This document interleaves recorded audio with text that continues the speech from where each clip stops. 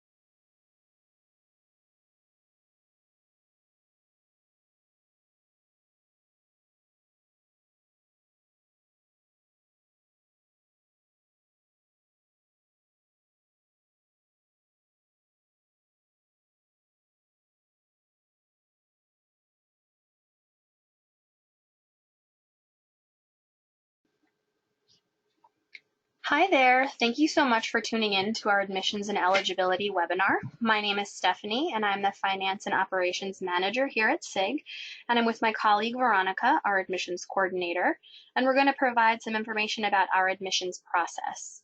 We welcome questions, so please feel free to input them into the comment box, and we'll address all of them at the end of the webinar. We're going to pull up the Admissions and Eligibility portion of our website, giftedstudy.org, so you can all follow along.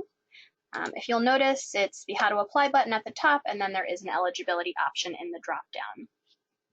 To start, all students who apply for SIG must also submit eligibility documentation, and Veronica is going to go over some of those options now. Hi everyone. So as we begin scrolling down the page, we're going to notice the visual that provides an explanation to what we do accept for eligibility, and then an in-depth explanation beneath it. So as you can see, there are two types of eligibility. Type 1 focuses on academic abilities, and there's a couple different documents that can be used to be provided for this type of eligibility. The first type is a formal letter from the school identifying the student as gifted and currently enrolled in a gifted program. A second option is a nationally normed standardized test where the student has scored in the 95th percentile or higher, or two educator recommendation letters from two core teachers, meaning a math, science, history, or language teacher.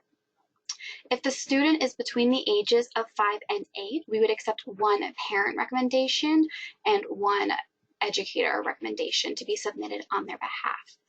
If we scroll a little bit past the visual, we will see there's a link right under Type 1 eligibility, and if we click it, it will take us to a list of tests that we do accept.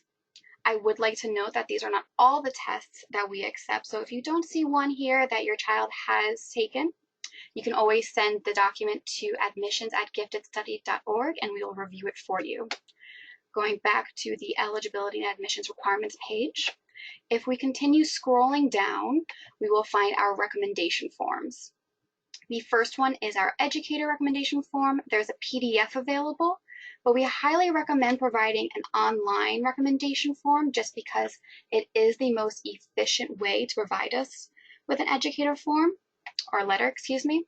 And then right underneath it is the parent one, same setup. And then below is our creativity recommendation form.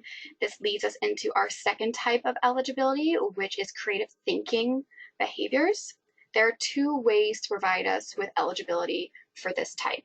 The first one being a nationally normed creative thinking test, such as the Torrance test of creativity thinking, where the student has scored in the 95th percentile or higher, or two creativity recommendation letters.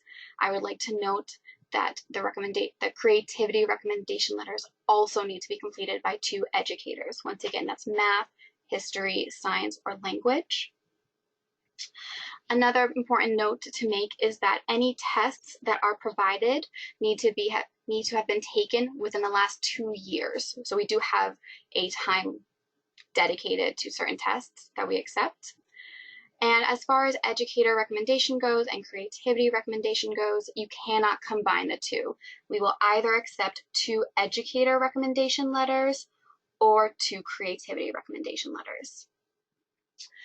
So now that we've gone over the basics of what we accept for eligibility and where to find this information, we're going to quickly go up back to how to apply.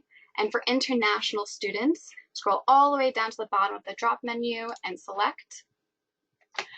And this page really goes over our international student fee and what it includes, as well as our requirement for not only international students to complete our eligibility aspect of admissions, but also provide us with proof of English proficiency. This can be provided through an English proficiency test like the TOEFL, a school transcript where the student has scored an A or B in English, or if more information is required, we would ask for a Skype interview to be scheduled. At the bottom here, we also discuss visa invitation letters. This is the document that we provide students with that they will need to take with them to their local embassy or consulate, where they will then begin the process for a visa. Now that we've gone over both the international students information as well as eligibility, Stephanie's going to go over some FAQs with us and where to find them. Okay, great. So if you go back to the top of the page, you will hover over the Why Choose SIG tab and you'll see an FAQ section. I'm not going to go over all of these FAQs right now. We'll just go through some that we hear most often, but you can sort by the program in which you're enrolled, whether you're an innovator, investigator, and these are all dictated by age. First and foremost, one of the questions we hear most often is, do students need to submit multiple eligibility options? And as Veronica stated previously, no, you only need to submit one eligibility option to qualify for SIG. Another question we hear a lot is, do returners need to submit eligibility? And the answer is no. Once you are accepted to SIG, you do not then need to submit further eligibility. And in future years, you will receive a small returner discount and you'll be automatically accepted. Another question we get a lot is, when's the best time to apply for SIG? And the answer to that is we accept applications on a rolling basis and have been since October. However, we are heading into our peak admissions season, so we do suggest getting your application in as soon as possible. Another question is, what is the turnaround in terms of an admissions decision? And it truly depends on the time of year. We like to say 1 to 2 weeks once we receive all of your eligibility. Another question is, do you offer financial assistance? And the answer is yes. I'm going to take you back over to the screen, and if you hover over the How to Apply tab again, you'll see one of the options is financial assistance. You scroll down a bit, this does give you some general financial aid information, and you can find the financial aid application here. We do want to note, though, that you have to be accepted to SIG before we can get you a formal financial aid decision. So we're going to open up our discussion to our listeners now. So if you have any questions, feel free to comment them in the box, and we'll try to get to as many as we can.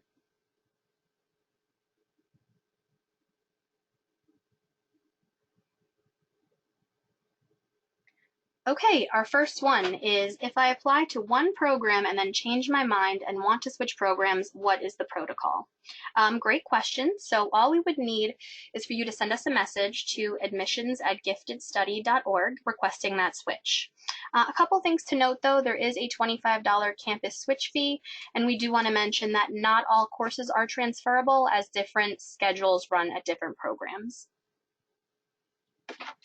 Okay, it looks like our second question is, how recent does eligibility have to be? My son is 10 and I have a WISC from 2016. Am I able to use that as eligibility? So like I said earlier, we really try and have all tests be administered within the last 2 years. So we would ask for more eligibility documentation to review for this student.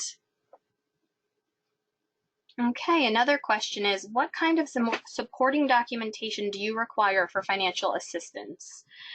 So we don't ask for one type of supporting documentation in particular. We do ask that some kind of tax return or a W-2, some kind of financial documentation be sent so that we can review income as well as assets, things like that. If, for example, your student receives free and reduced lunch, we would like to review that. Financial assistance is need-based, so anything that you feel would help enhance the application can be useful. Also, if you do click here and open the application, you will find some options in terms of what you can submit. Looks like we have another question that asks, if we have attended SIG in the past but haven't enrolled for a few summers, do we still need eligibility? The answer is no. If you've already attended SIG, you do not need to provide us with further eligibility documentation. Okay, another question is, if my child's teacher submits a recommendation directly to you, am I able to get a copy of that? And the answer is no. We do consider all of our recommendations confidential, and therefore we do not share the content of those recommendations.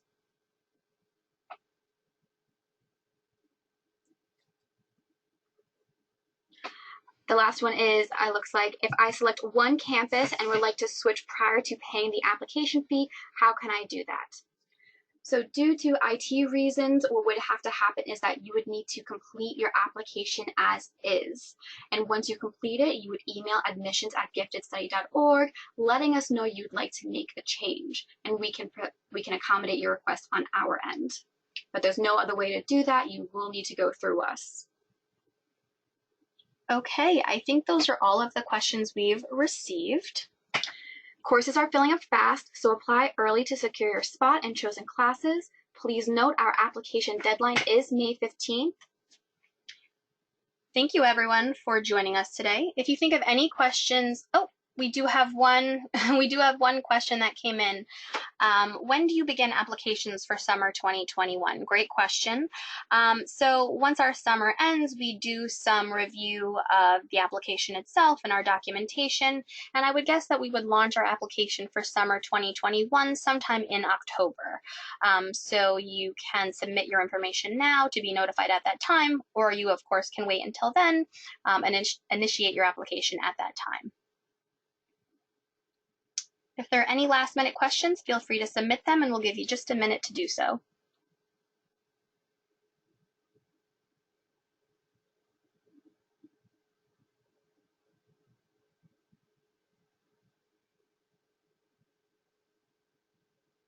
Okay, so if anyone thinks of any questions after we've ended the webinar, feel free to email us at admissions@giftedstudy.org. We're happy to get back to you with any inquiries, or if you have any comments, questions, things like that. And we hope to see your student this summer. Thanks, everyone.